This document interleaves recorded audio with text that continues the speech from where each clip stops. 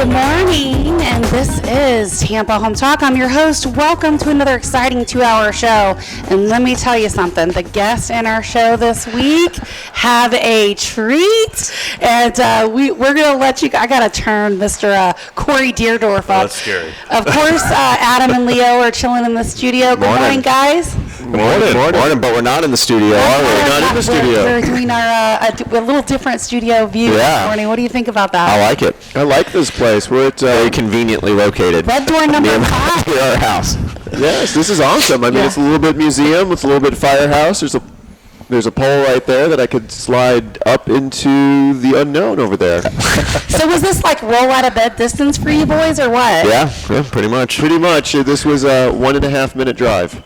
Seriously? Yes. I could have walked it. He could have scootered it.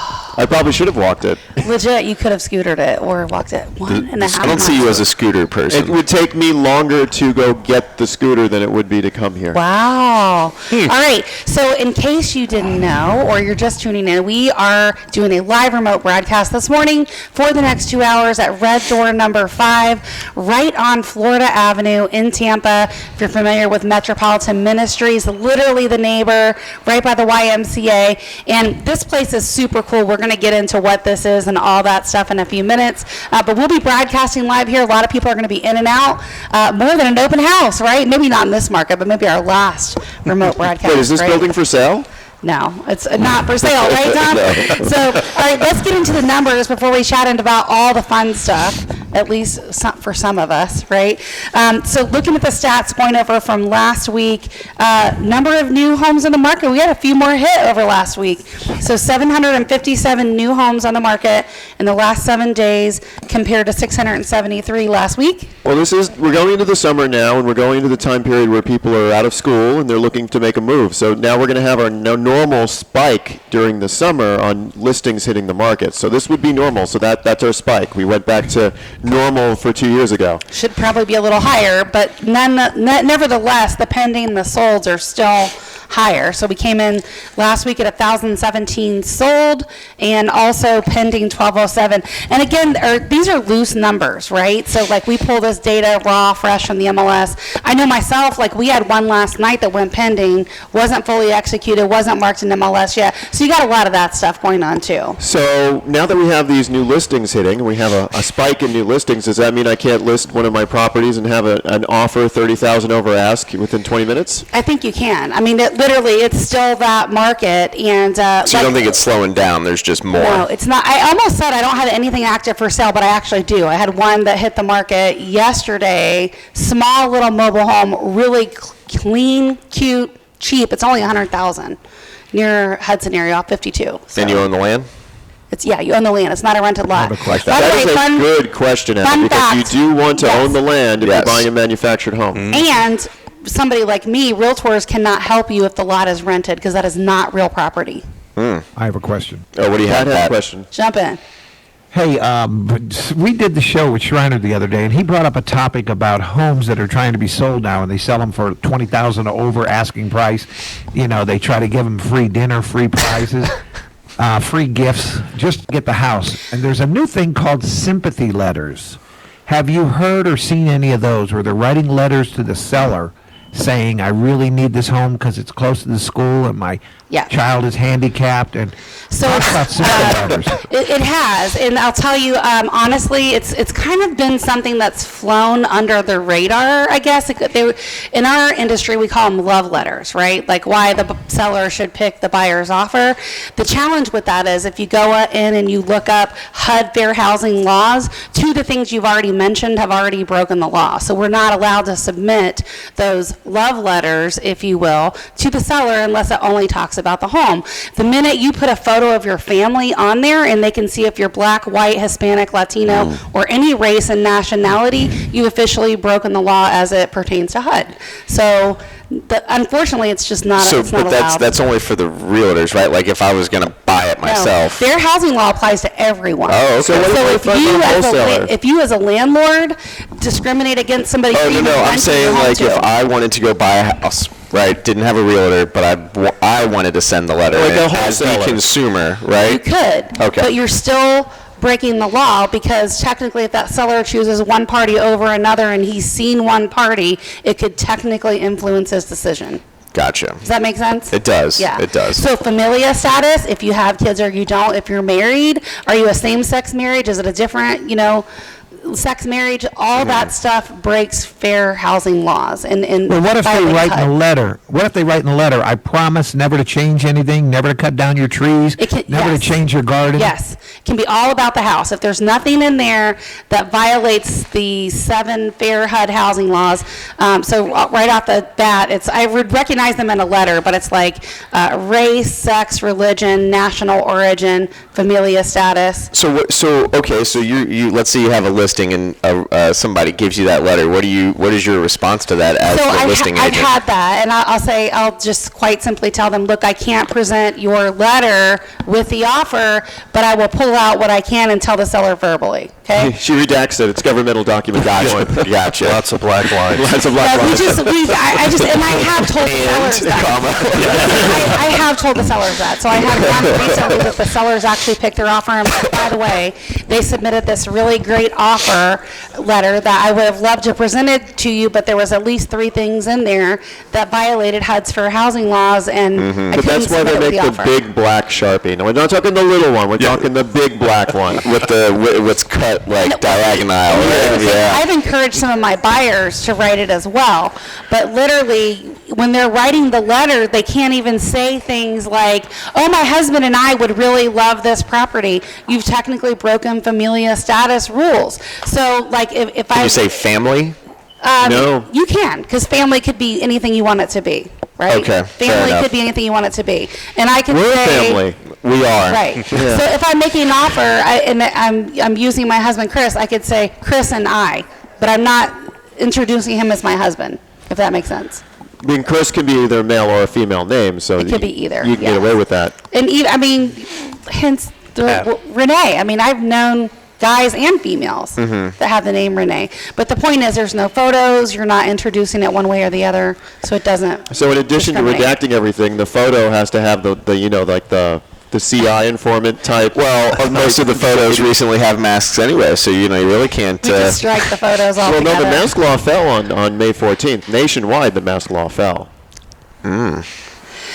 So, so what were you going to say? You had a question about something else? Well, no, I was Did saying, you lose it? in Wholesaling 101, they do teach you to, wholesalers are basically guerrilla tactic real estate agents without a license, but they teach you to use these sympathy letters to say, hey, I'm in the neighborhood, I'm X this, I'm this, to try and get the seller. Yeah, and again, what I said at the earlier part of the show, that stuff kind of did fly under the radar, but now we're in such a heightened market that like every little detail gets paid attention. No realtor I know wants to be in the middle of that.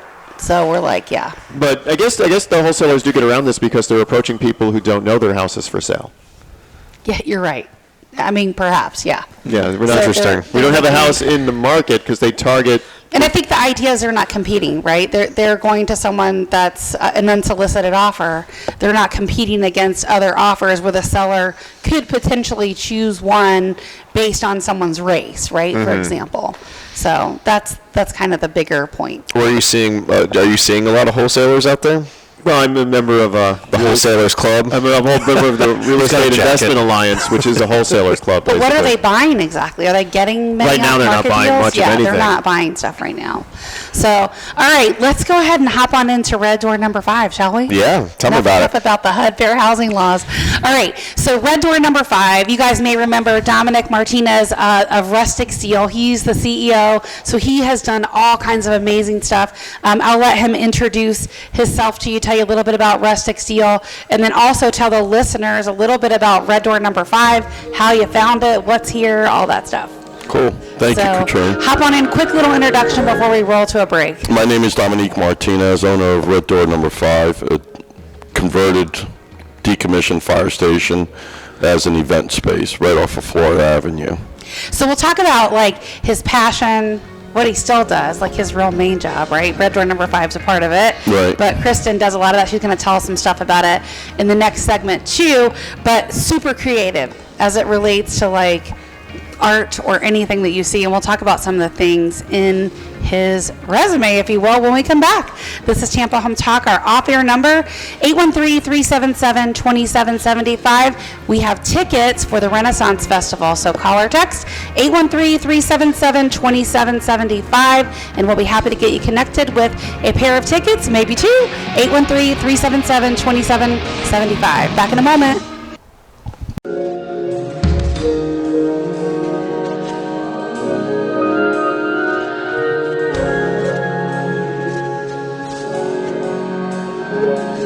Welcome home, Tampa Home Talk. The one thing I will say in this red door number 5, the acoustics are amazing in here. This is quite the event space. Yeah. Yeah.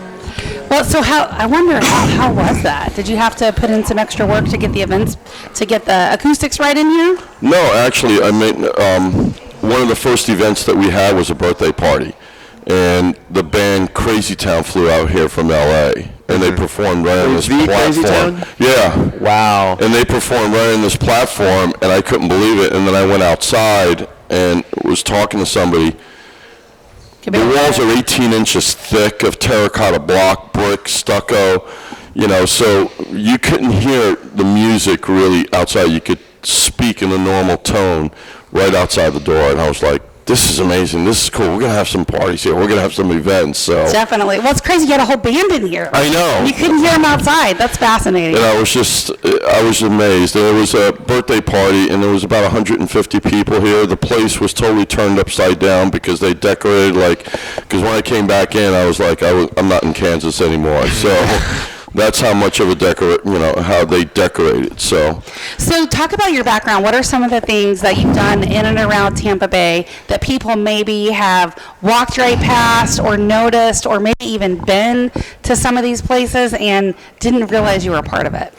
Well, I started Rustic Steel back in 2002, and with no experience in the industry, no construction background, didn't know anything about codes, and started designing custom railings and gates, and artwork is my passion. And we've done a lot of that with the Epicurean Hotel. We did Eulalie. We just finished a custom oven hood over at Casa Santo Stefanos, Richard Gonzmart's new restaurant. All hammer copper. We've done the Waldorf Astoria in Orlando. We've done the W Hotel. We've done projects in Dubai. We've done projects in New York. And all over Big Tampa Bay. Busch Gardens. Yeah. Matter of fact, we just had. The huge octopus. Yeah, he just sent us, Joe Parr, he was the head horticulturist at Busch Gardens, and he just emailed me pictures that I'd never seen of the octopus. So he says, best topiary ever. So. Well, you were talking about how much that thing weighed and how many people it took to bring it in, and then once you added water. Yeah, once you added water in the moss, the thing weighed 5,000 pounds. But yet the skeleton only weighed like 300 pounds. So how big is the octopus? I don't think I've seen it yet. It was about 16 feet tall.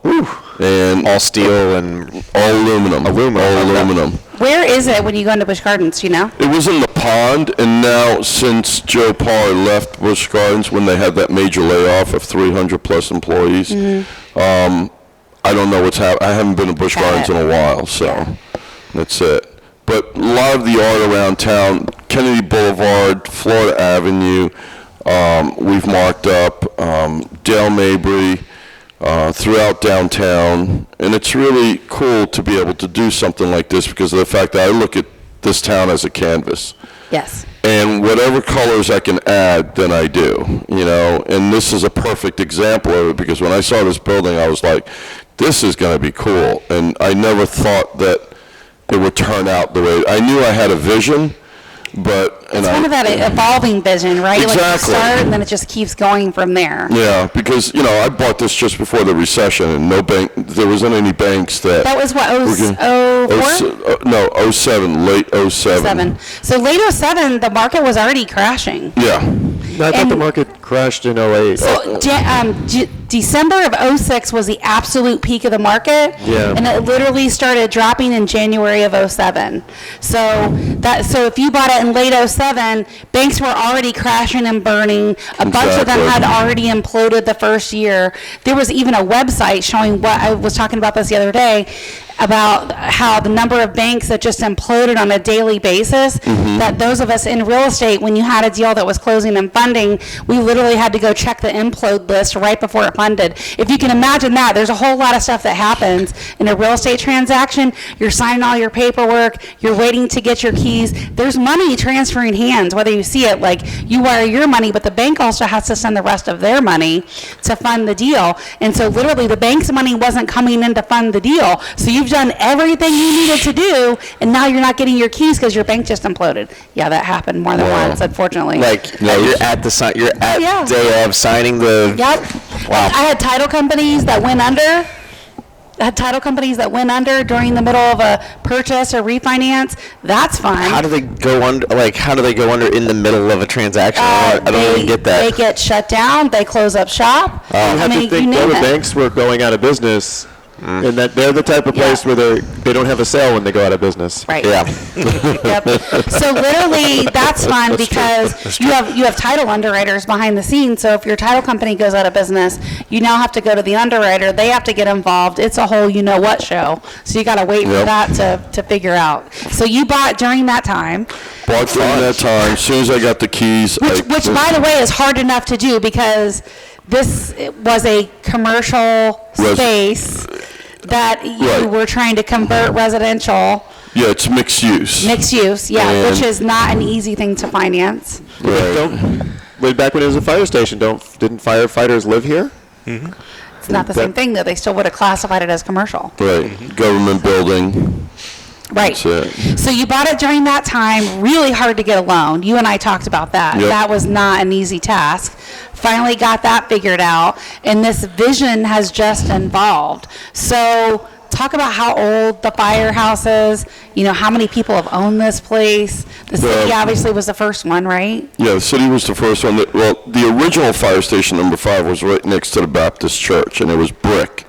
Believe it or not, it burnt down. And then they built this one. There should be some firemen fired if you're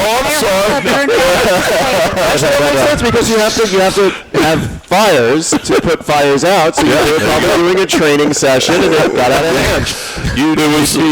You'd be surprised the amount of times that someone around a mealtime, they'll get a call, and then the next one's to the battalion chief. Hey, did we turn the stove off? Oh my goodness.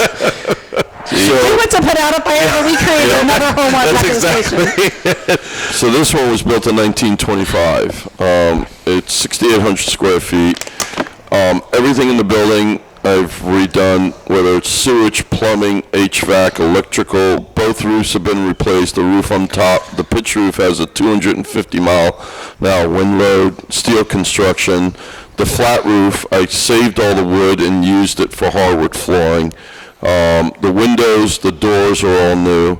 The walls are 18 inches thick.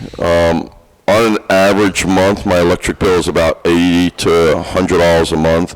When I have a lot of functions, it's about $200. So, because of the thickness of the walls, it really, it definitely. I was afraid of the electric bill. And then I was like, oh my gosh, it's not bad. So we can come here for the next hurricane? Is that what you're saying? Yeah, we have a lot of hurricane parties, that's for sure. There you go. So the last party I was at here for Dom's place, I my quirky sense of humor, especially after I start drinking, right? So you're in here, we're hanging out. This whole place where we're sitting was full of people. Absolutely full of people. And it's getting late, and the next thing you know, Dominic opens the fire door there and pulls in his Jeep. And I said, you're a redneck if you just parked your Jeep inside your living room. I'm just saying.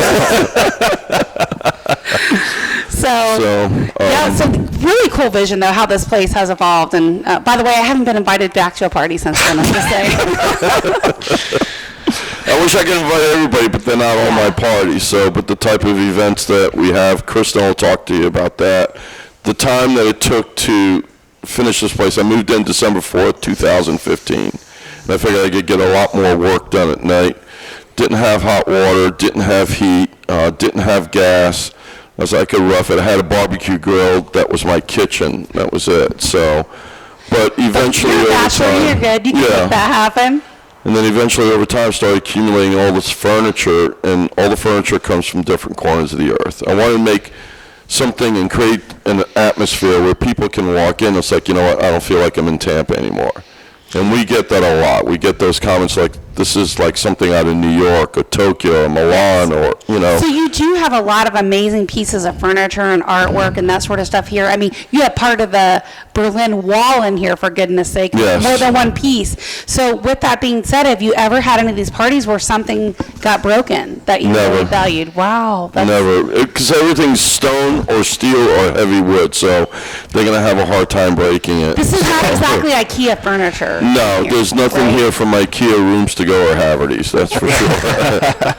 Nothing on them. It's just, Nothing wrong with those, I don't know. so yesterday, The attorney's called me. we're upstairs. I'm already on the phone. We're doing a little tour, and I'm walking down the stairs like, where's Dominic? Slid down the fire pole. Is that Use it every day. It's easier than the stairs. I'm gonna have to give that a go before. I'm it's a lot quicker. Like I can't. So I was joking around before the show, and I'm like, hey, Corey, you know, it's been a little while since you've been to the fire station. You still know how to slide down one of those things? Oh, yeah. Oh, yeah. And Is just that recently, Fire Training 101? just recently we had about 22 pieces of the Berlin Wall in here. And these are original artifacts of the Berlin Wall. They're all certified, documented, authenticated. And what they did when they took the wall down, they cut up 1,000 pieces and they distributed them to several artists in the eastern sector and the western sector, and they painted on them. And these are it. We found catalogs back from 1989. All right, hold that thought. We'll be back in just a minute. Cool. Press time.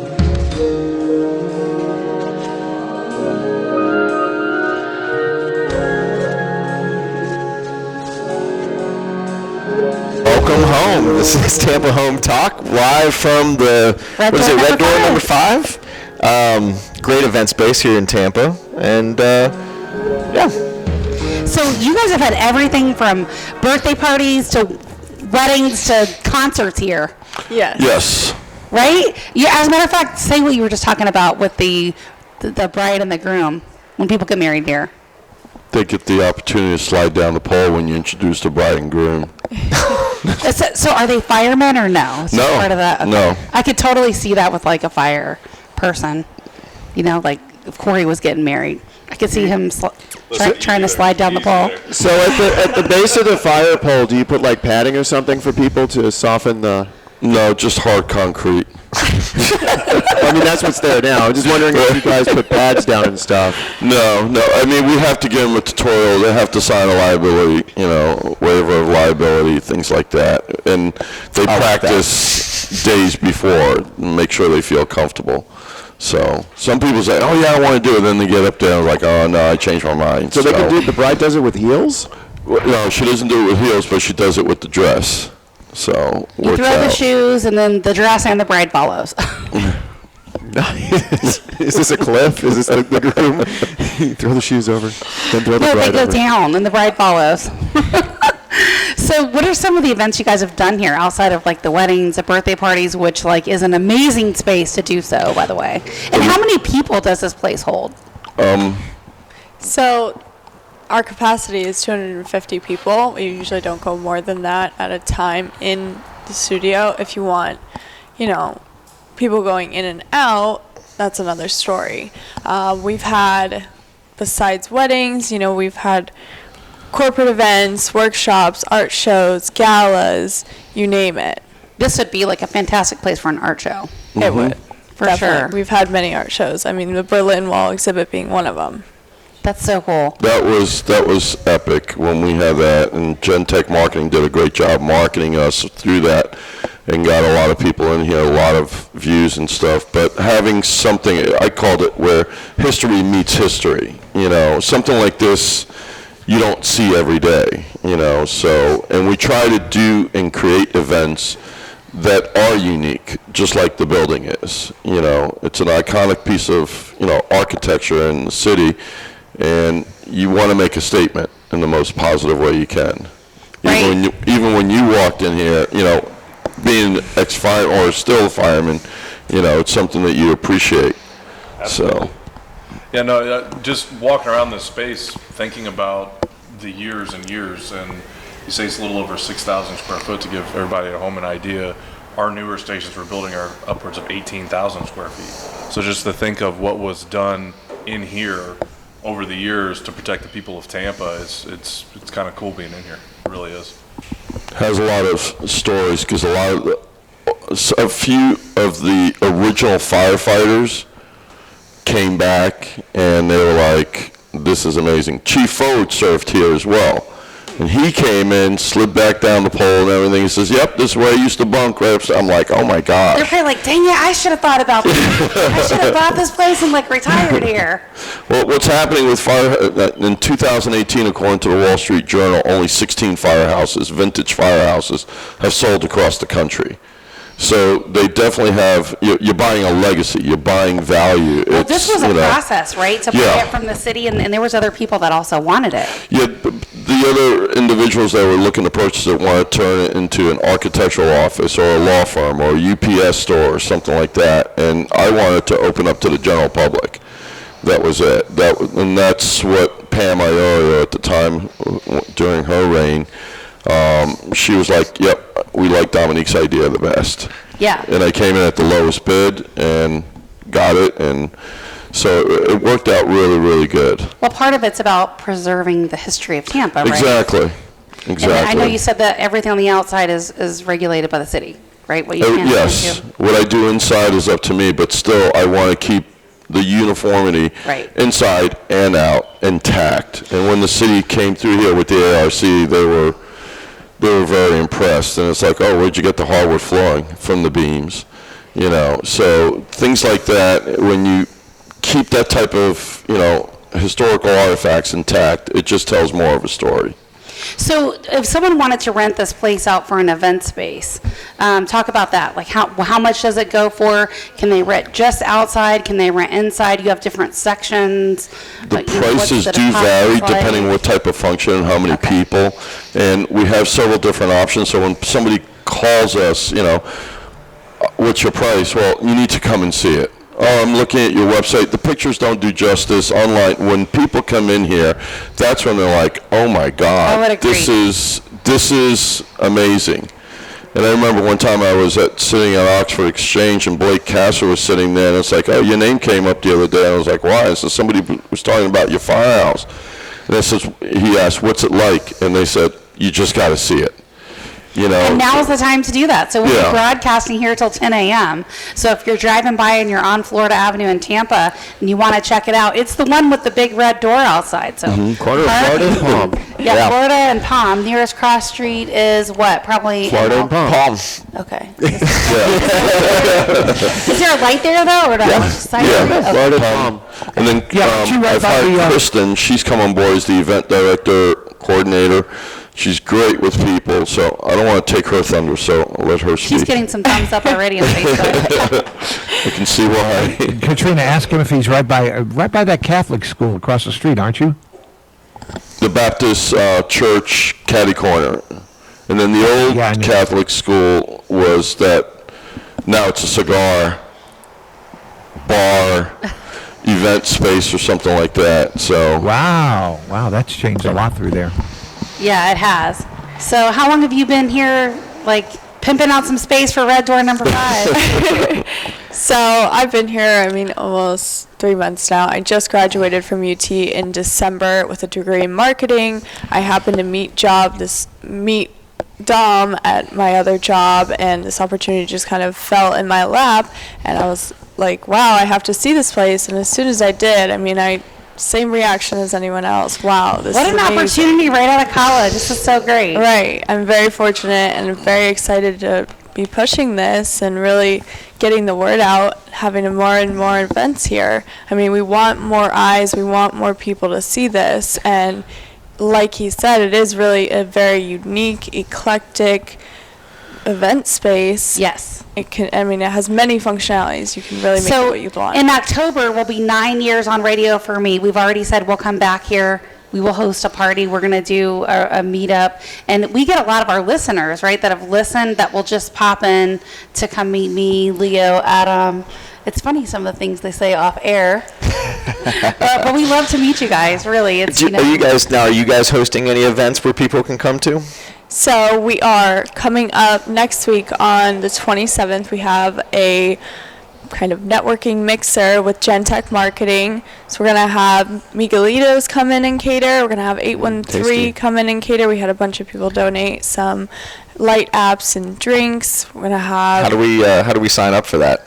Just come on in. Just come on in. No SVP. Just show up. What time is that on the 4 to 10 Okay. p.m. and that's a Thursday. Awesome. Yep. Yeah, it's It's going to be quite a crowd. I'm sure. Definitely. Like every Oh, time believe me, it's I've going to be come quite a here, crowd. I've met some really cool people every time I've been here. And, it's, Red Door number 5 is not just, okay, it's a decommissioned firehouse to hold events. No, when you walk in, you are in a totally different era. And that's the goal. We want to do something different. Because I look at it this way. So when people come visit Tampa, all we are is nothing but accents in the city. What you do reflects on what they see. And they go back up north or out west and, so how was your trip to Tampa? Oh my God, there was this guy driving around with a steel dog. Look, that's the picture. Oh, there was this firehouse. Oh, there was this, whatever it is. So we want to be a positive accent within the community that reaches across the world. And that's what we have the opportunity of doing. And that's what we want to be able to do. When we're putting on this event that Gentech has put on, it's something where even the way people dress, it's a place to be. It's a place to be seen. It's a place to be heard. It's a place to be recognized, that you will be recognized. We want to do something different to shake up this town in the most positive way, because the thing is that so many people are just... Sometimes it's just unfortunate to see, but you're just another leaf going down the stream. Why not be the stream? You can go through class 5 rapids in life, or else you can go through class 1. Okay?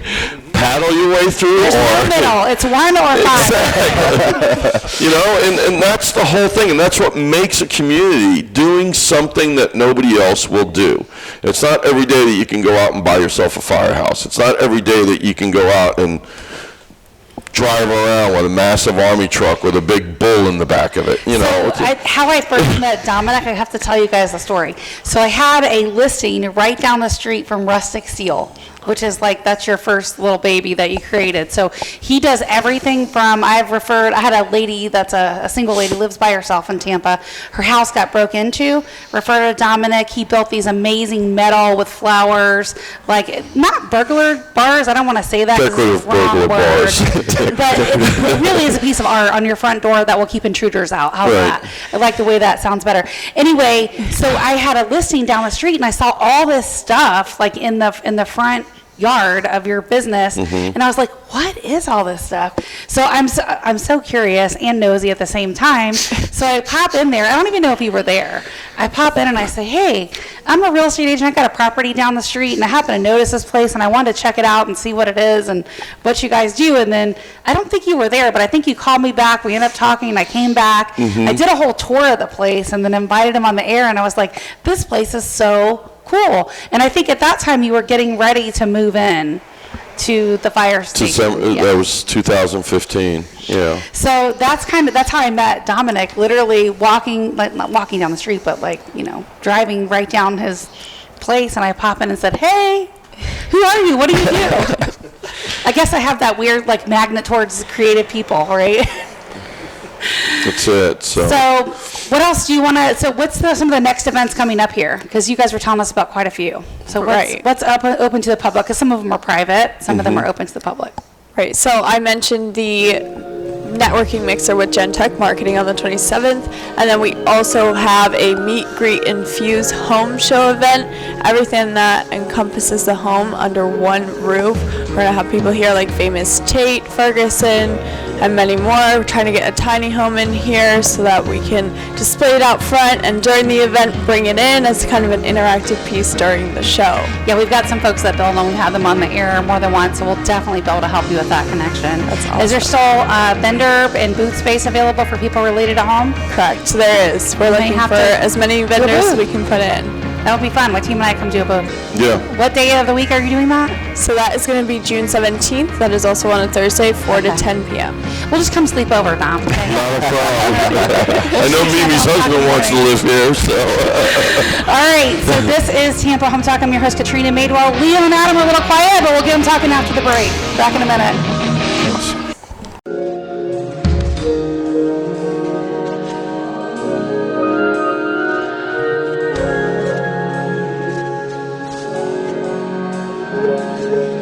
home. This is Tampa Home Talk.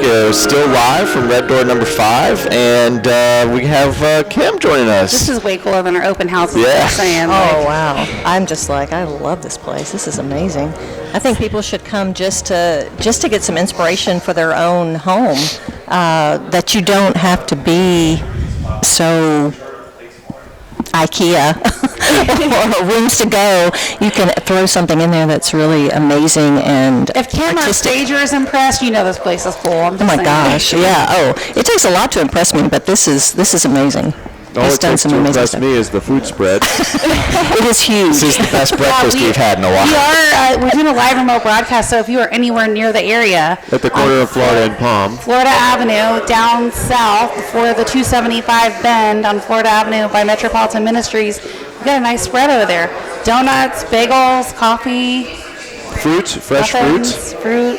in case you're... I think that's his fruit, though. I don't know if we can have that fruit. That looks like his... I'm sure he would share. You're welcome. I'm sure if you have the vegan people or the glucose intolerant people that... Or no, what is it? Gluten. Gluten intolerant people. Is Dominic vegan? I think he is, right? Is You're he vegan? allergic to He's not glucose, you're in completely trouble. vegan, but He's he almost does, vegan? Yeah, I mean, he tries to eat vegan. That's for sure. I think I remember him saying something about that. Yeah, yep. He goes back and forth. It's tough. That's tough to do all vegan. It is. It's quite the transition. So Kim, we haven't quite given you a tour of this place yet, but do you have some ideas? Just walk I in did. here? I walked through and I was like, oh my goodness, like he was talking about earlier, from different parts of the country and the world, different parts of the world, and even his own creations and things. It's all worth coming to see, and if you're looking for a venue, it would be an amazing venue because it gets people talking and looking, and it's so interesting. You're not just standing in a room. Yeah, I can't wait to do our radio show mixer here. Oh, When yeah. Tampa Home Talk has its 9th year birthday this year. Wow. It's gonna 9 be so years. fun. October, you said? October's 9 years. What do we have the date circled on the I calendar think it's yet? around the 5th, somewhere around there. It is in the calendar, but I think we're going to do it probably like on the evening of whatever the actual day is. I think it's the 5th. I should remember this, but I don't. What day of the week is that? Probably a Thursday-ish. I don't know. We'll let you guys know for sure. We'll announce it for a while. So I don't know if you were listening on the way in, or no, you got here pretty early. So they do all kinds of stuff here, from art shows to weddings. That's amazing. Yeah, that would be. I can see that. I can see. Well, just like I said, just being in here gets people talking because they're, even people that are shy or don't know how to mix. You can bond over a piece that you both like and just, ogle it. It's like an art show. It really is. It truly. There's a lot to talk about in here. There's for a sure. lot to talk about. So have you had some guests that have come here that are like, a guest for a private party that's going on here that are like, this place is so cool. I'm having my birthday party here. I want to have my next birthday party here. This would be awesome. As you should, yeah. I mean, we've had many guests that have come back and, see the space, love it, are intrigued by it, and come back and say, wow, I want to do this here. I mean, we're booking fast, and we're booking all the way out till 2022. So even anytime next year. I mean, we had a bunch of people come back from the Berlin Wall exhibit that were here and saw this, and maybe it was their first time, their second time, they got an email from us or something and had to come in, and they've come back ever since. Do you have any more art exhibits coming? At the moment, we don't, but it's always a possibility. So got to get you guys connected to the right people. To Yes. get Yeah, we those really got to introductions push out going. because, we're still coming out of COVID right Yes. now. So before COVID, we had people coming in, almost every day. Well, you guys had a lot of people cancel, right? I'm sure during COVID. We did, yes. Everyone kind of pushed back weddings and corporate functions because of, social distancing and COVID precautions. So, I mean, everything that was rescheduled or canceled is coming back this year or next, and they're booking again. So it took a lot to really get this place off the ground. It took a lot of money for Dominic. It took a lot of just creative, diligence to keep it going. I guess because I do mortgages, I understand the magnitude of how hard it would be to get this place financed. But it's really it's a gem. And so you don't want to lose that. And so I highly, highly, highly encourage anyone, that is thinking about having a venue space, come check it out. support Dominic and Red Door number 5 in the city and come have your space here. At least check it out and make it a consideration. Yeah, most definitely. So what else can you tell us?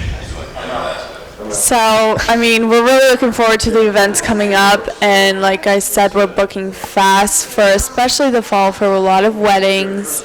We're definitely going to host a lot more events in the meantime, kind of in the summer months when it's too hot for a wedding outdoors or, something like that. So we're going to get things going. We're going to get more events on the calendar and really just try to push it. I mean, I'm redoing our whole social media, our Instagram account, our Facebook account, constantly posting on there. I love it. She's young, so fresh. And there's so many things to share. Like, I remember I have to find my original photos from when I did the tour with Dominic.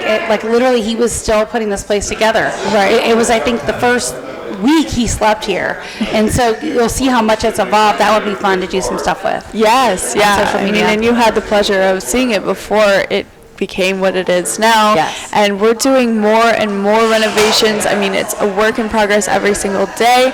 We're putting the stage out back together. We're getting the sail covers over it. We're going to do some kind of abstract colors with that, and then the ambiance is just great with the lighting, huge stag horns, and it's a just whole different brick scene that the old streets used to be made out of. Right at night. I mean, the building up lights in red, the tower lights in red, and it's just a whole different. I might have to drive by here later today. Yeah, so we've never driven by and seen this place kind of lit up going, what is that? It looks like a museum, really. I would say at nighttime when you're driving by, it looks like a museum. And I totally, highly would encourage you to come check it out. We're going to be here till probably after 10, I'm sure.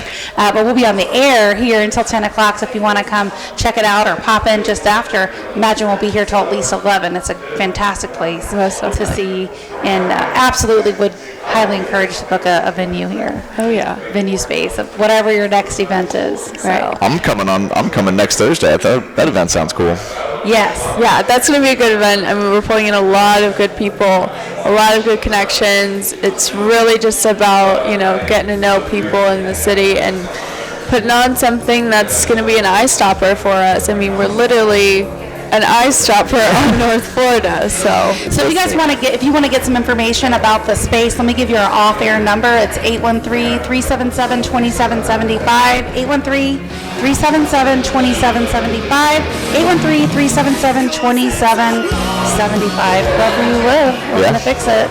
What's your final question? I was gonna say if we wanted to stay in touch and know when your events are, what's the best way to do that? Text or off-air number. Well, I was going to say for the space, like Instagram, Facebook. Yes, is that the deal? I do a lot on Instagram. That's Red Door number 5 or Red Door NO5. That's our handle. You can look us up on there. And we'll be back in just a minute.